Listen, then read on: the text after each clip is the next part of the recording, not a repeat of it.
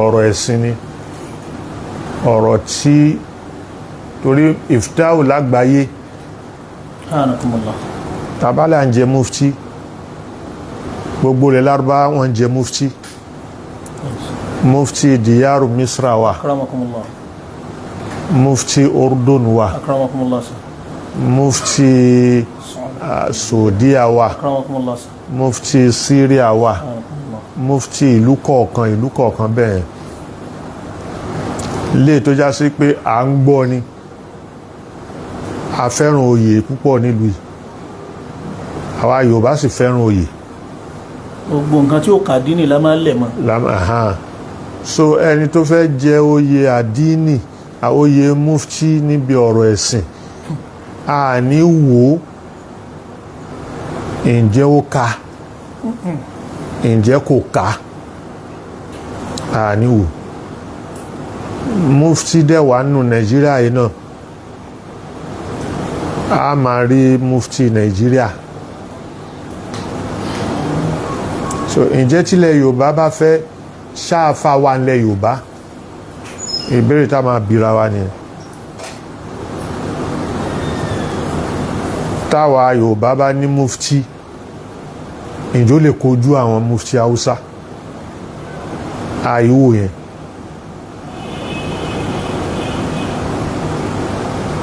But lélẹ́yìí kìí ṣe pé mo fẹ́ jẹ mufti lásán, ta lẹni tó ń bá wọn ṣe tí wọ́n bá rí nílẹ̀ Haúsá táwọn náà máa mọ̀ pé ó mọ nǹkan tí wọ́n bá ní mufti lélẹ́yìí tí ó lè wọ́n lè jẹ́rìí sí pé àmọ́ pé ó kájú ẹ̀.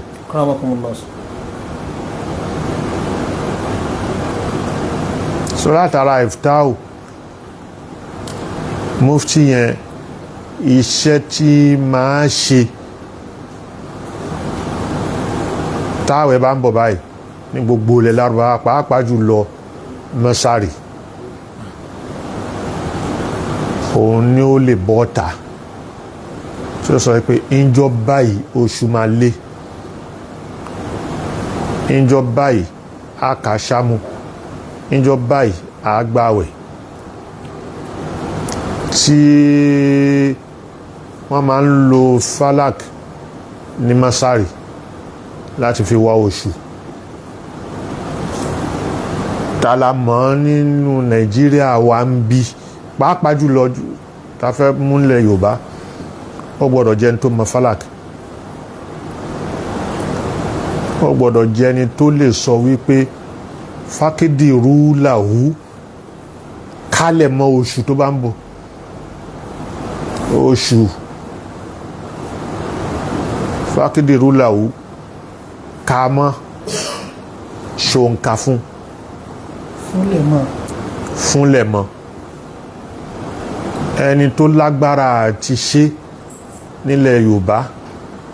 kìí ṣe ẹni tó já sí pé ìftáwù tó fẹ́ máa dá ẹnìkan ti dá ń bì kan,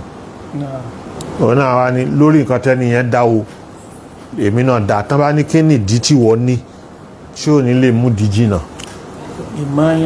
ìmáyì wala takun ìmáà in ahsana nasu ahsantum. So àdìsí ànábì ni má jẹ́ pé lágbájá ń wí kí ni tiẹ̀ náà. òun nìkan tó ń pè ní PhD, Doctor of Philosophy, ẹni tó gba PhD kìí ṣe pé lágbájá wí kó máa repeat nǹkan tó ń wí yẹn, eléyìí kí ni wọ́n rí, kí ni làákàyè tiẹ̀ náà. So mufti gbọ́dọ̀ jẹ́rú bẹ́ẹ̀. So tán bá bí pé kí ìyẹn la fi panu pọ̀, la fi mú Sheikh Abdul Razak Ishola kó jẹ́ mufti wa, mufti diyar Yoruba. So ìdí nìyẹn àwa fẹ́ bẹ̀rẹ̀ àwẹ̀, mufti ni ó sọ ok ẹ bẹ̀rẹ̀ àwẹ̀ ń jọ báyìí o, rárá ìdíwo òun ni kì í ṣe pé sultan wí àbá sultan jà àìṣọ̀tá sultan but likulli baladin ru'yatuhu ni ṣẹ̀ríà sọ fún wa òun ẹni tí ó sọ fún wa pé ok ìmọ̀ fálákì o nǹkan báyìí ni wọ́n ló wí nǹkan báyìí ló wí oṣù ayọ̀ amẹ́ẹ̀ lè rí ẹni tí ó lè sọ oṣù ayọ̀ ẹ̀ẹ́rí nígbà báyìí ẹni tí ó lè sọ ìkìtìránù tó bá ṣẹlẹ̀ òun ni ó lè sọ conjunction bẹ́ẹ̀ ni ẹni tó ní mímọ̀ ń pẹ́ òun ni ó lè sọ so lára eléyìí lẹ́nu fi papọ̀ wípé Sheikh Abdul Razak Abdul Aziz Ishola lọ́dọ̀ Haúsá tán bá jókòó tán bá rí pé kìíní kan ó lè dá sí lọ́dọ̀ Yorùbá láwùjẹ ọ mímọ̀ yẹn ó lè dá sí so ìdí nìyí tá a fi mú Sheikh Abdul Razak so Sheikh Abdul Razak ni mufti ilẹ̀ Yorùbá. Allahu akbar Allahu akbar mufti gbogbo ilẹ̀ Yorùbá gbogbo ilẹ̀ Yorùbá tẹ́nìkan bá lóhun jẹ́ mufti ẹbí ní béèrè àwọn béèrè ẹgbẹ́ sí gbangba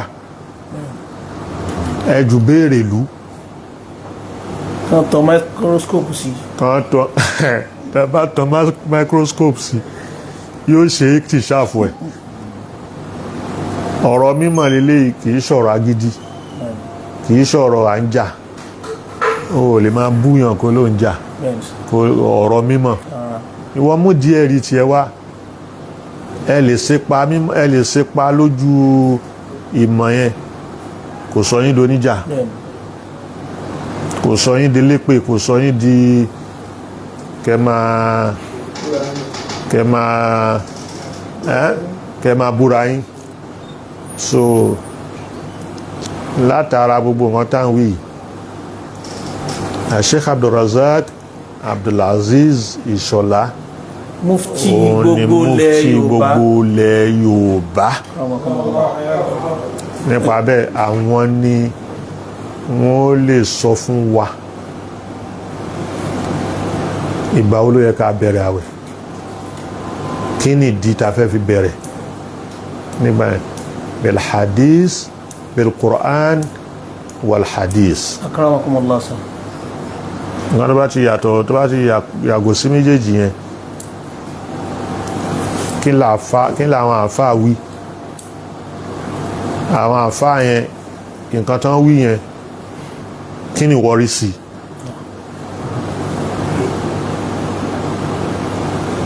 bismillah kọ́nà jẹ́ àrí bàbá mufti pẹ́ bàbá láyégé ti tú gbogbo wá lẹ̀ báyìí nísìn gbogbo ẹni tó bá rí tí ò bá pè ní mufti a máa fura sí torí àyè tá a wà yìí àyè òdodo ni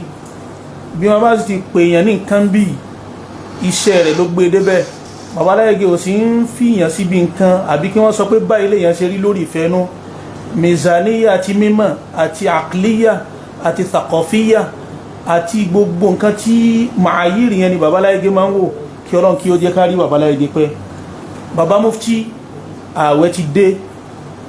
ó ti dájú kọ́ wá àti dájú kọ́ báyìí. ìjọ wo la àwẹ̀ ìjọ wo ni àwẹ̀ fẹ́ bẹ̀rẹ̀ ìjọ wo ni ṣàbánu parí akramakumullah sa ìjọ wo sì ni Ramadan ó parí akramakumullah kọ́dà ìjọ wo lọ́dún òtúnú àwẹ̀ òun náà ni ló bá ti parí kí ló tún fẹ́ máa ṣe. alhamdulillahi rabbil alamin salatu wa salamu ala ashrafil mursalin Muhammad wa ala alihi wa sahbihi wa sallam tasliman kathira adá ọpẹ́ fún Ọlọ́run Ọba alhamdulillah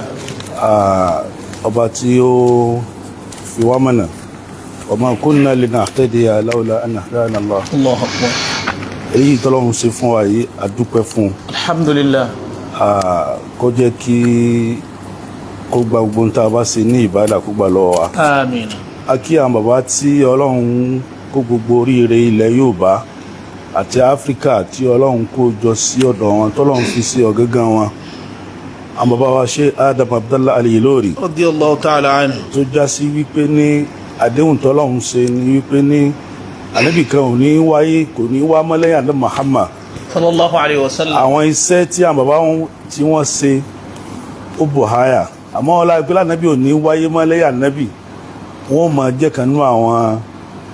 tí wọ́n rólé àwọn ànábì Ọlọ́run ọlọ́mọsá bá wa ṣàlékún kẹ́ wọn Àmín. ó bá wa ṣàlékún kẹ́ wọn. mo kí àwọn bàbá wa tí wọ́n jẹ́ Sheikhul Markaz wa Mudir Markaz àti tí wọ́n jẹ́ Adamu Thani tí Ọlọ́run ṣe kíní yìí ní ọ̀gángan wọn tí iṣẹ́ náà ń lọ tí wọ́n jẹ́ ni tí wọ́n wá sọ àwọn tùrásù Islam kọ́lọ́run kó jẹ́ kó bá fún ẹlẹ́mìgbà tàlàfíà ara àmín. àbọ́kọ̀lá nípa Muhammad mo kí gbogbo àwọn jama gbogbo àwọn alfa gbogbo àwọn ìmáàmù gbogbo state kọ̀ọ̀kan lápapọ̀ ní south west gbogbo wọn pátá ni mo kí látòrí president general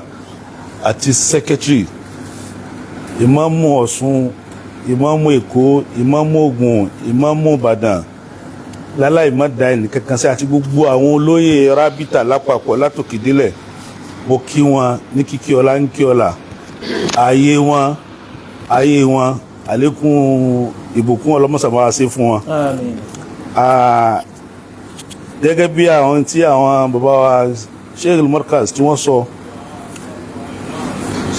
mímọ́ wọlé nínú Ramadan àti mímọ́ jáde kúrò nínú Ramadan láàyè yìí a ti gbọ́ ọ̀pọ̀lọpọ̀ ẹ̀kọ́ kó tó di èní kì í sọ̀rọ̀ dẹ́kẹ̀dì méjì láti gbọ́ ẹ̀kúnrẹ́rẹ́ ẹ̀kọ́ lórí bá a sì lè wọlé sínú Ramadan bá a sì lè jáde sínú Ramadan. Gbogbo wa la sì mọ̀ pé ní Islam ẹ̀sìn kíkà ni ummatun ikra ẹ̀ka bẹ́ẹ̀ bá ṣe kà sí ní bẹ́ẹ̀ bá máa ń kà dáadáa kò ní máa condemn àwọn ènìyàn àwọn tí kì í sábà kà náà máa condemn àwọn ènìyàn. Àyè yìí ti wá sí àwọn èèyàn lójú rẹpẹtẹ lórí ojú ọ̀nà tó fẹ́ máa dá èdè àìyedè kalẹ̀ láàrin ara wa nílẹ̀ Yorùbá. Tá bá fẹ́ wọnú àwẹ̀ Al-Qur'an tọ́lọ́run sọ kalẹ̀ fún Muhammad sallallahu alayhi wa sallam. Ọlọ́run sọ fún wa nípa astronomy ilmul falak. Astronomy yìí ní tó ní í ṣe pẹ̀lú àwọn nǹkan òfurufú tá a bá sì ń dákọ̀ àwọn planets tí gbogbo wọn tí wọ́n ń lọ kò sí bá a ṣe ní dákọ̀ oòrùn àti òṣùpá. Ọlọ́run ní a'udhu billahi minash shaitanir rajim bismillahir rahmanir rahim ash-shamsu wal qamaru bi husban.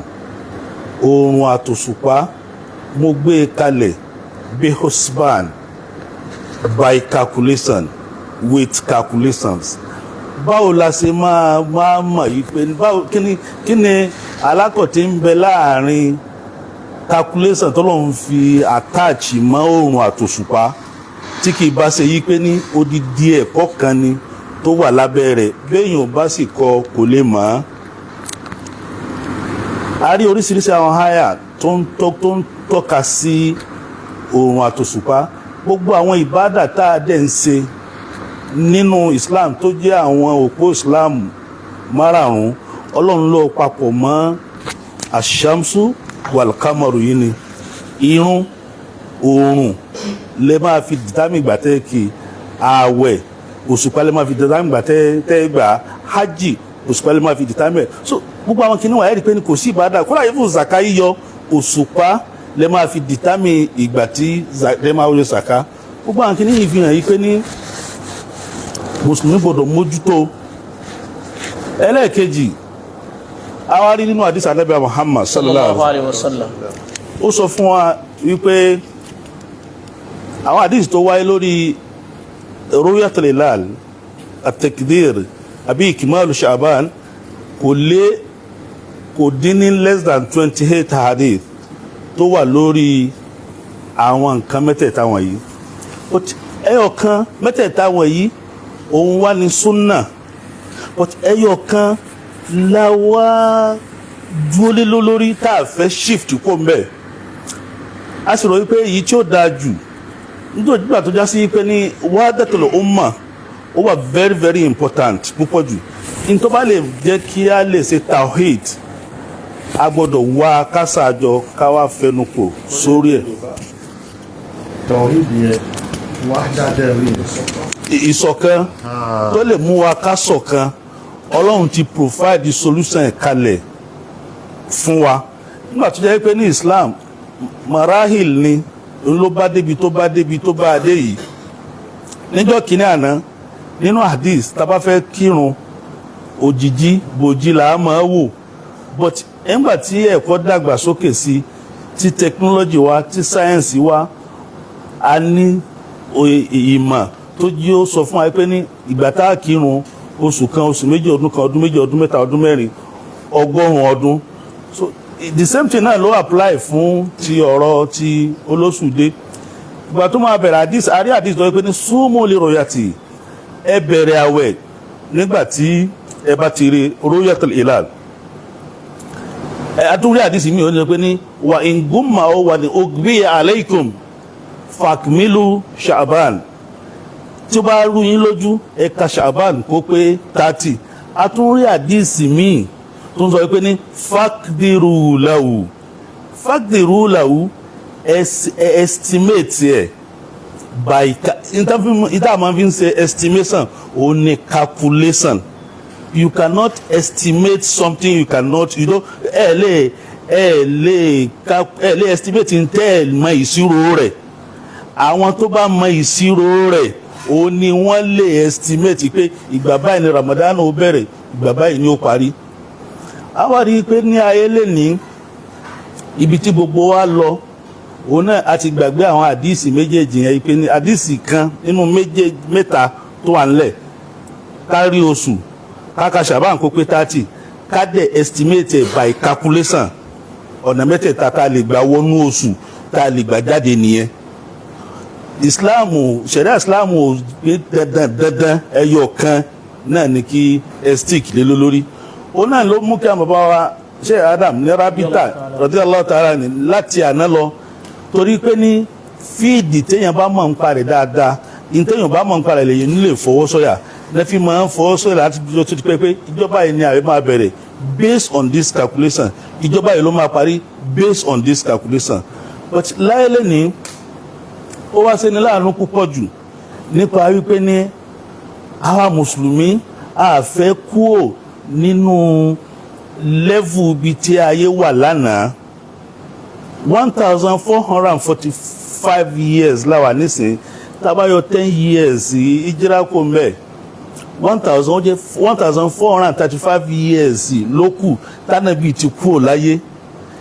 ìgbà tó sì ń bẹ yẹn lálẹ́mí sọ pé nánú ummatun humiyya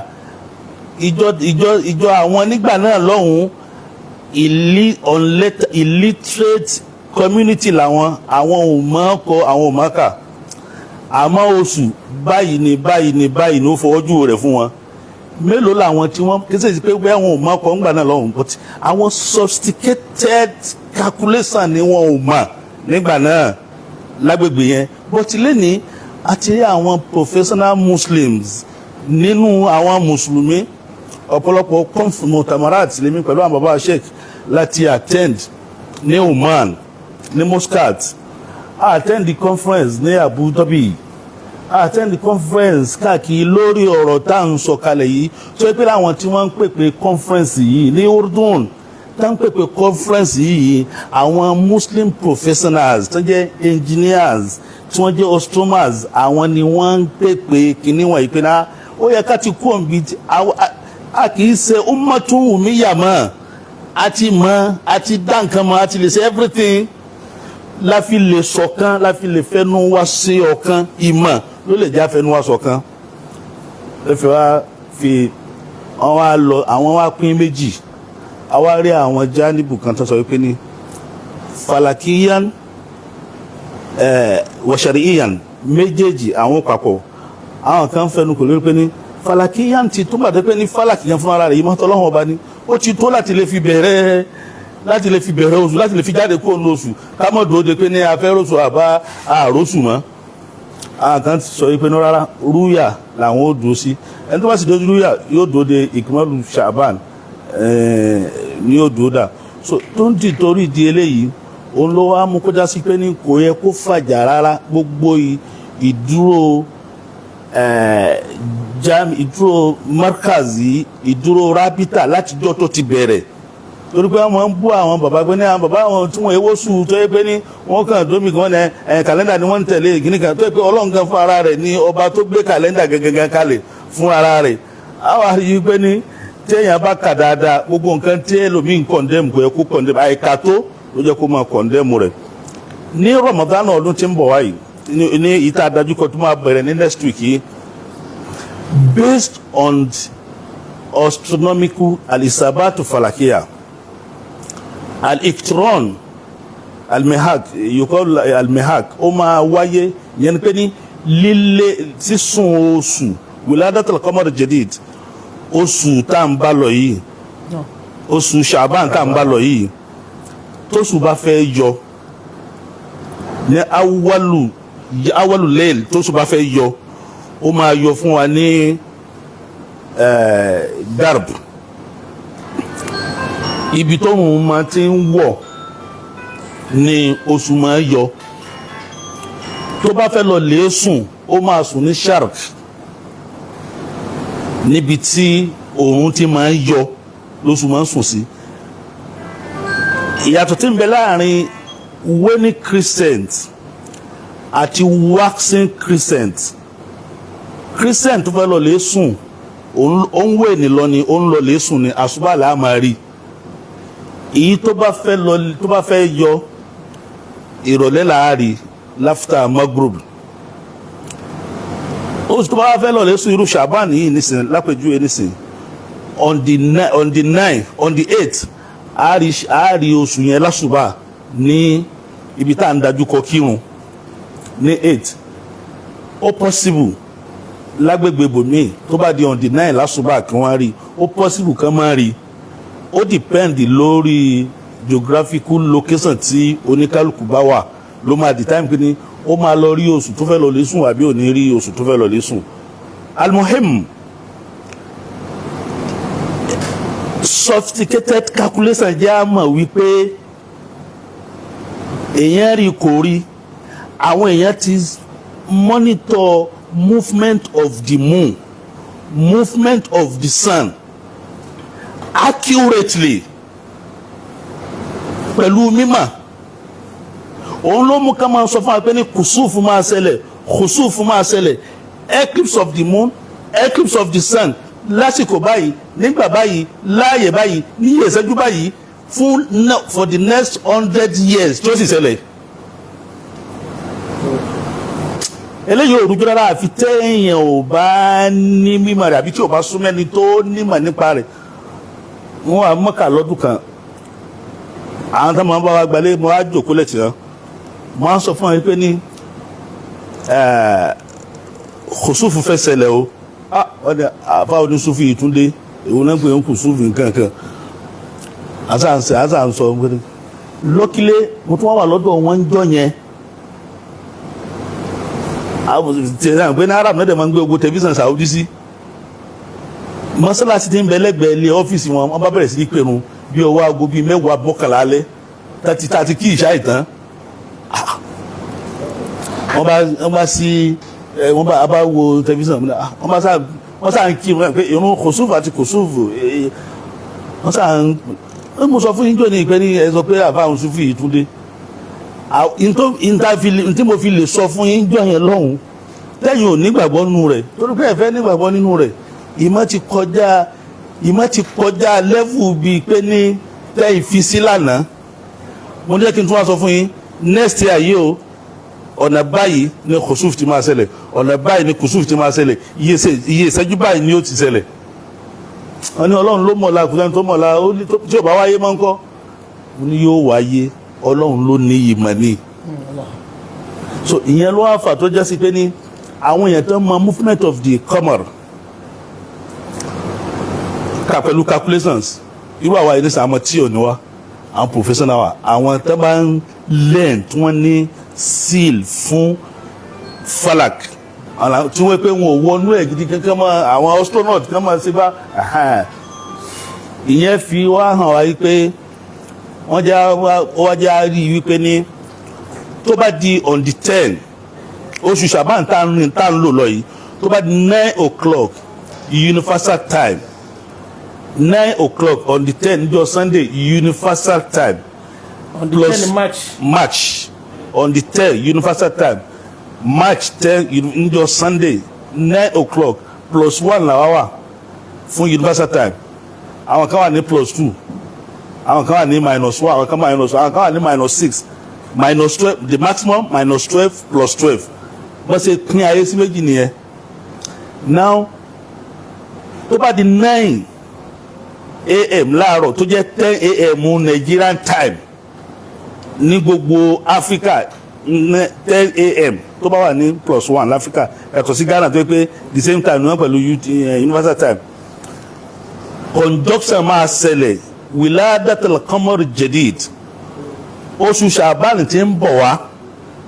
ìrìnàjò tí ń gbé bọ̀ wá tó ń lọ láti ló tó fi bẹ̀rẹ̀ Ṣàbán tó ń lọ yẹn tó tàbí wọ́n á di lásùbá yẹn tó bá di 9 a.m. láàárọ̀ yóò ìrìnàjò rẹ̀ ó pé ó sì ti níye hour minute second tó máa fi pé kò sì ní dúró ń pé báyìí dé yóò tún tọ́ọ̀nù padà á tún gbé ìrìnàjò rẹ̀ kò ní dúró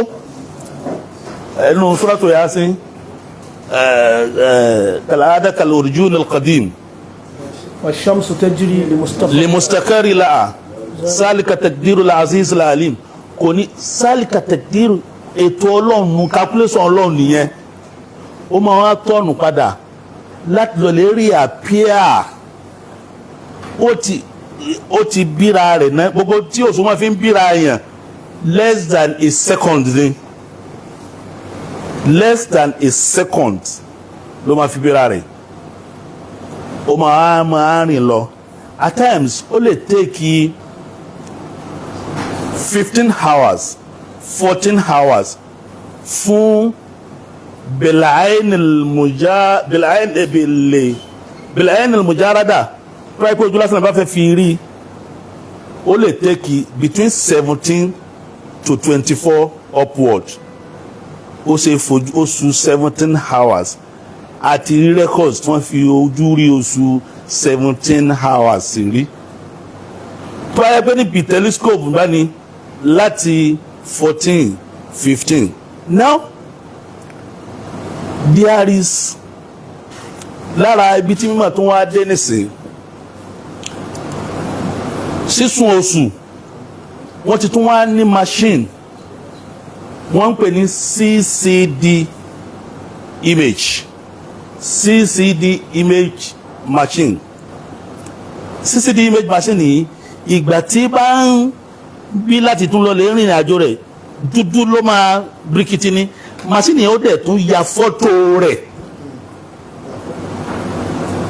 our process image yẹn tó túmọ̀ sí pé ní èyí tán fi telescope náà wò àti tí CCD náà wò kí ni ìyàtọ̀ rẹ̀ tó bá wá di ìjọ Sunday láago sunset yẹn pé ilẹ̀ ń pẹ́ kó tó sún nísìn after 7 ilẹ̀ ń sún nísìn sunset mo fẹ́ ká gbọ́ kíní kan yìí láàrin yìí àwọn ṣáàtù méjì kan wà ó ṣe pàtàkì púpọ̀ láti lè negate anybody tó bá claim oṣù tí ò sí ń bẹ̀. 1 gbogbo oṣù tí a bá fẹ́ claim ó gbọ́dọ̀ jẹ́ mẹ́hàkù gbọ́dọ̀ ti wáyé before kó tó sọ yí pé lóun rí oṣù wiladatul qamar jadid gbọ́dọ̀ ti wáyé kó tó sọ pé ní òun rí oṣù níjọ́ Sunday ni wiladatul qamar jadid máa ṣẹlẹ̀ káwọn kan wá jáde yí pé jọ́ Saturday àwọn róṣù àmọ́ wá bẹ̀rẹ̀ pé ní irú oṣù wo lẹ rí tó pé Ṣàbánù ó dagun 9 àárọ̀ ọjọ́ Sunday kó tó bẹ̀rẹ̀ jọ́ni rẹ̀ padà láti east padà sí west kò tí ì wá dé west ẹ wá ti lẹ́ẹ̀rí kò sáà possible kẹ́ máa lọ lè gbójú sí kíbla kẹlẹ́hùn oṣù west lẹ́ máa ti gbójú lẹ́ máa ti oṣù oṣù tó yá fẹ́ náà lè wò ní west yìí ó sì wà ní east lọ́wọ́ wà nìyẹn ẹlẹ́ẹ̀kejì ṣàpṣẹ́lẹ̀kejì tó wà mọ́hìmù jíta tó pé ó fi rọrùn ìmọ̀ náà ni tó fi rọrùn fún wa láti lè gbádànù ẹni tí ó bá yọ pé lóun rí oṣù òun náà ni oṣù tó bá sọ pé lórí fún àwọn tó bá yẹ pé ní rúyẹ̀tìlì láàlì làwọn bá gbọ́ gbára lé ní pé ní oṣù tó lọ rí yìí ṣé ìmọ̀ sọ fún wa pé ní gurub shams qabla gurub al-qamar ni àbí gurub al-qamar qabla gurub shams oòrùn gbọ́dọ̀ wọ̀ síwájú kí oṣù tó wọ̀ tóṣù bá ti lè wọ̀ síwájú kóòrùn tó wọ̀ kò ní sí oṣù yẹn ń bẹ̀ tó lóun wá káàkiri kí ní méjèèjì wà very very important so òun ló wá ń fà tó jẹ́ sí pé ní ìjọ Saturday ìjọ Sunday tí wìládà tó káwọn máa ṣẹlẹ̀ ní 10 a.m. nínú àárọ̀ by the time tó bá di ní alẹ́ bí 7:05 sunset máa ṣẹlẹ̀ òṣùpá ò ní tí wọ̀ because torí pé ní bíi 8 hours plus ní èjì rẹ̀ máa jẹ́ mínítì tó máa fi wà ń ta tó máa fi wọlé ó kéré púpọ̀ jù but kìí ṣe oṣù tó yẹ pé ní ó máa wọ̀ ṣáájú kí oòrùn tó wọ̀ oníjọ́ Saturday ó gba àwọn àlùfáà tó yẹ pé ní wọ́n kó fálàkì papọ̀ mọ́ ṣẹ̀ríà nẹ́fì wá sọ wípé ní irú oṣù bẹ́ẹ̀ a lè káàntì ẹ̀ láti bẹ̀rẹ̀ àwẹ̀ ní ọjọ́ tó tẹ̀lé mú sọ́mù ọ̀pọ̀lọpọ̀ ọjọ́ Islam ìlú Islam ni wọ́n bẹ̀rẹ̀ àwẹ̀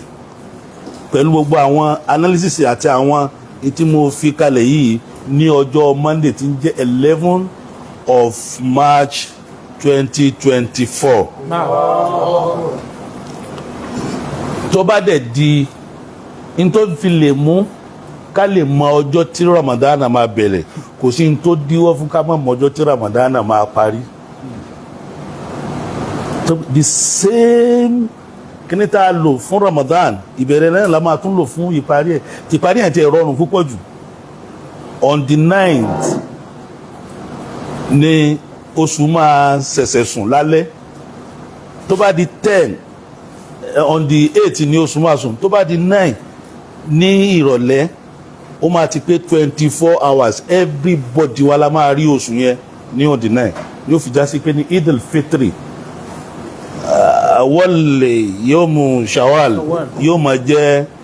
10 of April 10/04 10 of April ni ó máa jẹ́ bí iznillahi ta'ala wallahu a'lam. kí ọlọ́run kí ó jẹ́ ká rí bàbá mufti pẹ́ iṣẹ́ mufti náà ni ẹ ṣe àwọn bàbá aláìgé àwọn ni wọ́n wá dúró bí ẹni tí ń béèrè fatiwa lọ́wọ́ mufti ẹ wá dá gbogbo ayé lóhùn kí ọlọ́run kí ó jẹ́ àrí yín pé gbogbo ayé náà ti gbọ́ lẹ́nu yín pé tó bá ti di on the 11/4 on the 11/3/2024 Ramadan ó bẹ̀rẹ̀ tó bá ti wá di on the 10/4/2024 ká bẹ̀rẹ̀ sí túnú kí ọlọ́run kí kó jẹ́ kó bá aláàtàláfíà albarka ọlá nàbí wa Muhammad sallallahu alaihi wasallam kí ọlọ́run kí ó jẹ́ àrí bàbá láyé pẹ́sà. àdúpẹ́ púpọ̀ lọ́dọ̀ bàbá wa mufti adamallahu hayatahu àdúpẹ́ púpọ̀ òun nìyí kìí ṣe múrù kìí ṣe pé ẹjọ́ tí wọ́n dáǹbì kan ìftáhù tẹ́nìkan dáǹbì kan ọ̀rọ̀ á lọ gbé kí ni tiẹ̀ òun ni diyamilu asfarani wal insanu aduwwu ma jahil àwọn èèyàn ní tán bá mọ nǹkan gbogbo èèyàn náà ni nǹkan tí ò bá mọ̀ tí ò dẹ̀ lè sọ pé mi ò mọ̀ ọ̀tá ẹ̀ ló máa jẹ́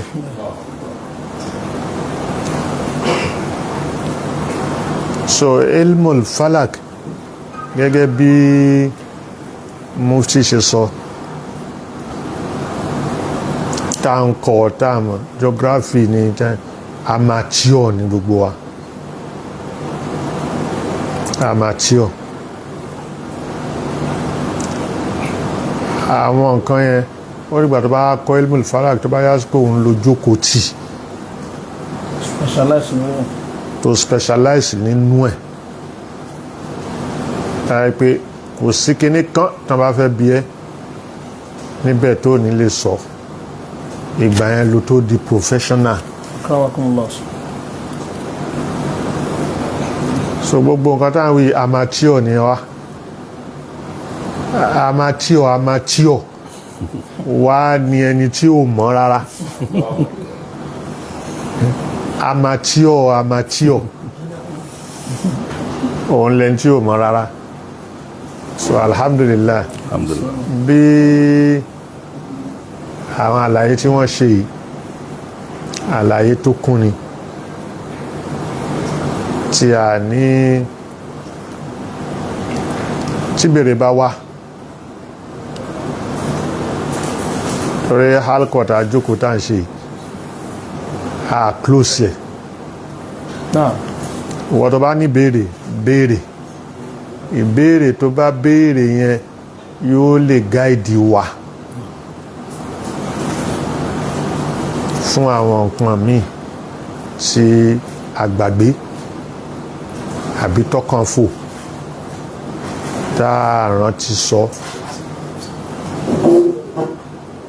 so ìyẹn ó jẹ́. àmọ́ ìbéèrè tí babaláyé ní kí àwọn èèyàn béèrè kò ń ṣe béèrè wípé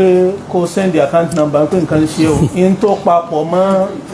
ààwẹ̀ bá ṣe ń wọnú ààwẹ̀ bá ṣe ń jáde ń bẹ̀ tó papọ̀ mọ́ rẹ̀sì ni so ní àwọn babaláyé ni wọ́n fi àyè ẹlẹ̀ bàbá mufti dẹ̀ wá ń bí wọ́n kún kẹ́kẹ́ tí wọ́n bá ti rí ìjókòó wọn èyàn ò rí pé tọ̀ mufti yìí wọ́n kún kẹ́kẹ́ fún oníranran mímọ̀ ní fún gbogbo ẹni tó bá fẹ́ béèrè kí ọlọ́run kí ó jẹ́ àríwọ̀n pẹ́ albarkola nabi wa Muhammad sallallahu alaihi wasallam so mufti kọ́ lónìí wọ́n ní lára béèrè táwọn èèyàn ti béèrè nísìn ní pé Ramadan ni ó bẹ̀rẹ̀ lọ́jọ́ Monday tó ń bọ̀sà ọjọ́ yẹn ní 11/3/2024 pé ìjọ òní tafsiri ó bẹ̀rẹ̀ pé àwọn mufti kọ́ lọ nìyẹn. Ọlọ́run kó ṣọ́ wa tayọ. Àmín àmín. Gbogbo ọjọ́ tá ń dá ìyà ń dá lọ́lọ́run lọ́wọ́. Kọ́lọ́run kó ṣàánú wa. Àmín. Lágbára Ọlọ́run tafsiri ó bẹ̀rẹ̀. Akramakumullah. Kò sí nǹkan tó ń dá tó máa dá tafsiri dúró tẹ́lẹ̀ táwẹ̀ bá bẹ̀rẹ̀ ọjọ́ ń lọ ní tafsiri ń bẹ̀rẹ̀ náà ni. Akramakumullah. So bó ṣe rí nìyẹn. Bó ṣe rí nìyẹn ẹni tó béèrè yẹn nísìn ọjọ́ Monday òun náà ni tafsiri ó bẹ̀rẹ̀ pẹ̀lú ògo Ọlọ́run kọ́lọ́n kó jẹ́ ó bá aláyàtà láfíà àlékún àláfíà àtókún ara kọ́lọ́n kó tún bọ̀ bá ṣe fún babaláyége àti gbogbo wa náà. Ìbéèrè kankan tí jáde bàbá mufti àwọn èèyàn ní ọ̀rọ̀ tẹ́ sọ wọ́n ti ń retí ẹ̀ kálukú ti bẹ̀rẹ̀ nísìn pé ọjọ́ Monday gbogbo ẹni tí ó fẹ́ràn oúnjẹ jù kí wọ́n ká tètè jẹ títí di Sunday láti Monday lọ iṣẹ́ bẹ̀rẹ̀ nìyẹn kí Ọlọ́run kí ó jẹ́ àrí pẹ́ akramakumullah. àdúrà kan tá nàbí máa ń ṣe sallallahu alaihi wasallam náà ni pé Allahumma ballighna Ramadan wa Allahumma ballighna Ramadan. Àmín. Kọ́lọ́run kó jẹ́ kí Ramadan bá wa láyé kó bá wa láyé kó mú wa dé ìbẹ̀rẹ̀ Ramadan. Àmín. Kó tún wá mú wa parí ẹ̀. Àmín àmín àmín. Kó gba gbogbo ṣẹ́nà lẹ́sìn. Kó gba gbogbo ẹ̀ lọ́wọ́ wa. Àmín àmín. Bí ní Nàìjíríà ṣe rí lọ́wọ́lọ́wọ́ tá a wà yìí.